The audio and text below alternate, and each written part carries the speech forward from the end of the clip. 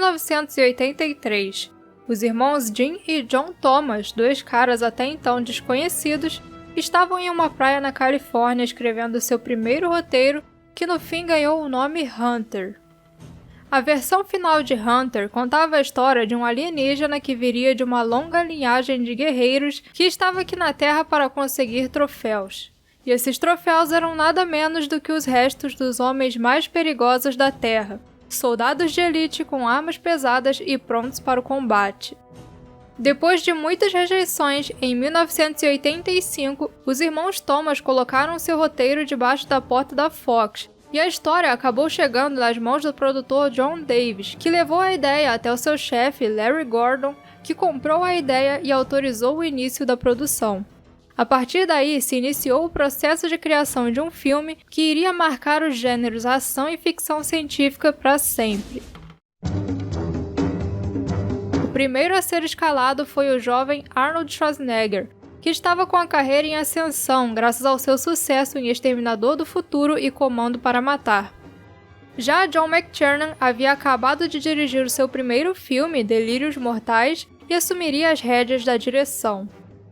As filmagens se iniciaram em Puerto Vallarta, no México, e foram cheias de desafios, mas o maior deles foi a criação do antagonista principal do filme, o Predador.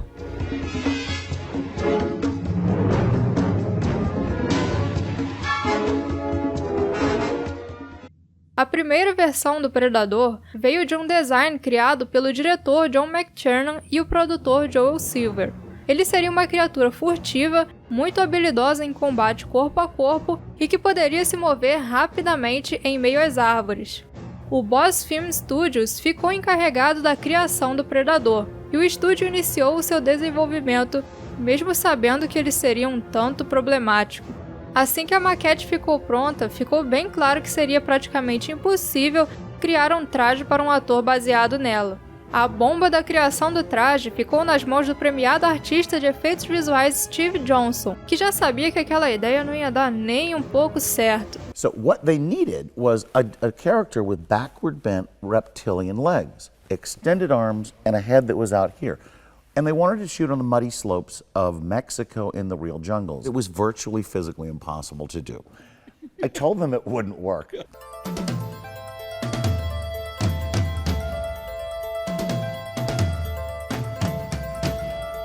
Na época em que O Predador estava sendo gravado, Jean-Claude Van Damme estava em busca de um trabalho que o fizesse brilhar, e o papel de um vilão em um filme estrelado por Arnold seria perfeito, se não fosse por um problema, o bendito traje. A agilidade e a habilidade com artes marciais de Van Damme seriam úteis se o traje insectoide não limitasse completamente a movimentação dele e fosse um tanto inseguro. E claro, o ator não gostou nem um pouco da ideia de praticamente não aparecer. Isso porque ele ainda não sabia que ele ficaria invisível em boa parte do filme. As imagens que a gente vê agora do famoso Predador Lagostão eram do seu traje de invisibilidade. A cor vermelha foi escolhida por ser o oposto do verde na roda de cores, facilitando na hora da aplicação dos efeitos especiais, já que as gravações seriam em meio a muito verde. E nem é preciso dizer que Van Damme odiou a ideia, assim como toda a produção.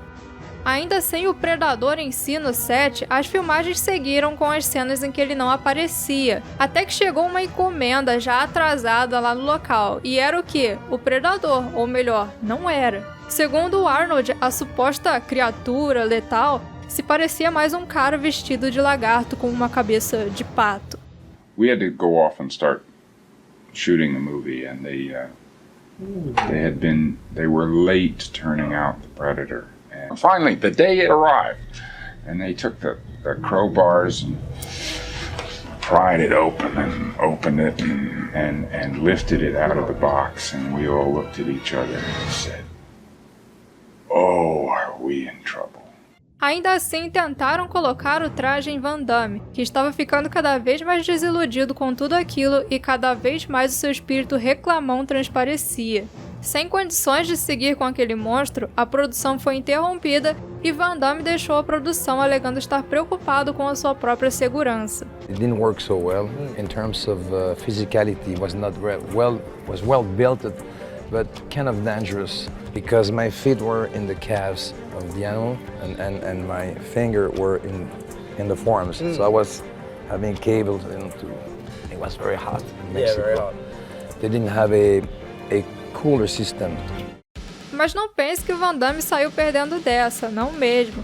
Graças à sua breve estadia em O Predador, ele conseguiu o contato com o Menahem Golan, um produtor da Cannon Films que, sem ter visto O Predador, achou que o Van Damme era um protagonista e que logo ele seria um ator muito visado pelos cineastas. E isso foi uma das coisas que garantiu a ele o seu papel em O Grande Dragão Branco.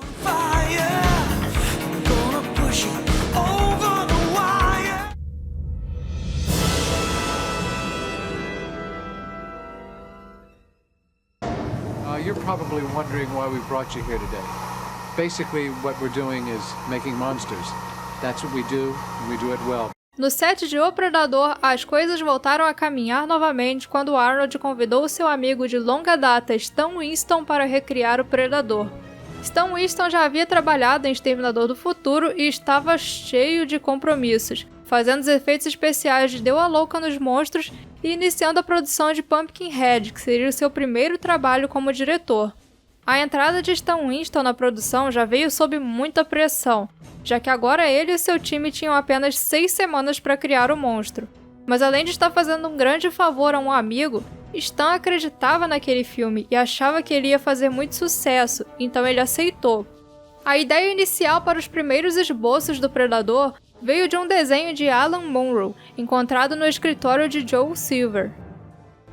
Já trabalhando no personagem, Stan Winston foi para o Japão para participar de um simpósio de Aliens o Resgate, e ao seu lado no avião estava ninguém menos que James Cameron, que olhou os esboços e deu uma ideia. E se essa criatura tivesse mandíbulas?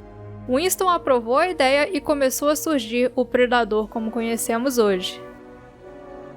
Apesar de ainda ter o visual insectoide e as grandes mandíbulas, esse predador tinha uma aparência mais humanoide e, consequentemente, a sua transformação em traje seria mais fácil. Sem Van Damme na produção, o ator de 2,20 metros Kevin Peterhouse se tornou o novo predador. Além do traje, o personagem tinha uma cabeça mecânica com controles para mover o seu rosto, que era totalmente animatrônico. But on top of all of that, there's creating a personality that the audience can relate to, because without it, then it's just something from somewhere else. Whereas this is a real conflict, and it's real important in this movie that the audience get a sense of who Arnold is and a sense of this evil force that is chasing him down.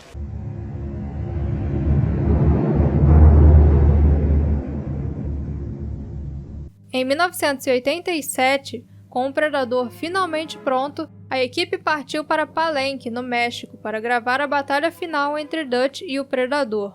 Em meio a cobras venenosas e o som de tiros dos rebeldes da Guatemala durante a noite, ocorreram os reshoots e as gravações finais de O Predador. O característico sangue da criatura foi feito a partir de uma mistura de gel lubrificante com os líquidos ativos de bastões luminosos. Como aquela mistura perdia o brilho muito rapidamente, era preciso fazer ela de forma constante entre os takes. E originalmente, o sangue do predador seria laranja, por essa ser uma cor que se destaca mais na selva. Mas como a única cor de bastão que eles encontraram foi verde, a cor teve que ser mudada, fazendo com que o departamento de efeitos especiais tivesse que descartar as cenas que já estavam prontas usando laranja. O novo Predador também teve a sua camuflagem, que foi desenvolvida pela Air Greenberg Associates. A ideia veio de um sonho de um dos irmãos Thomas, no qual um homem cromado ficava dentro de uma esfera reflexiva. A produção levou um tempo para criar uma técnica que reproduzisse esse efeito, e a solução foi repetir uma imagem de fundo em um padrão de ondulações na forma do corpo do alienígena. E por fim, é claro que não podemos deixar de falar da icônica voz do Predador.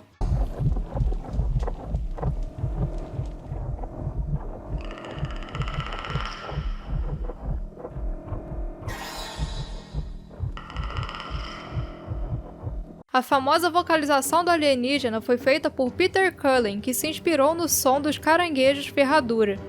I saw this ugly, ugly face and these tentacles going like this, and it reminded me of a upside down horseshoe crab dying in the sun on a beach when I was a kid. But from that horseshoe crab was coming all this crackling sounds. Bubbles coming out that were bursting. you know.